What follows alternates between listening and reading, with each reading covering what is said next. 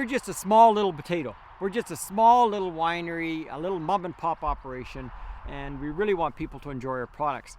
And we don't try to compete in any big volume or anything like that. But one thing that we really enjoy doing is innovating new products or coming up with really unique things.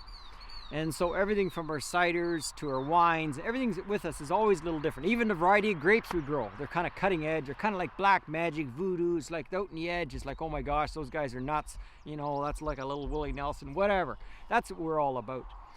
Right in this area, what a lot of people don't realize, there was a lot of cider made around here, but there was also a lot of wine made from Dandelion. And Dandelion was actually a very common wine years ago. It sort of died out and you don't hear much of it anymore. But when I was a kid, we grew up with Dandelion wine. That was a common thing for us. Now, with dandelions, there's a little bit of work to it.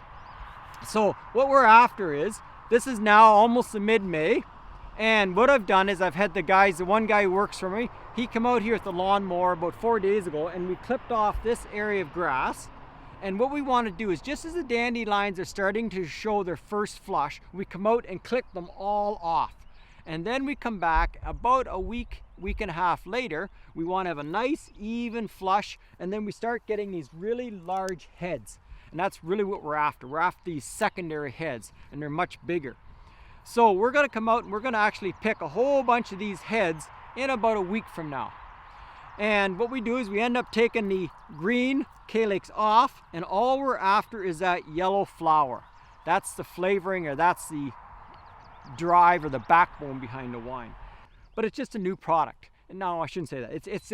It's an old product that we're sort of reviving. It's part of our heritage. Ideally, if we can get the best thing is we get a cold night with sunny days. So the cold night will cause that dandelion to close up, the flower, and then the sunny days like this morning, they're starting to open up, and we want those big yellow flowers opening up.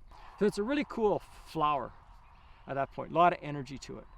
Makes a really neat wine, really interesting wine.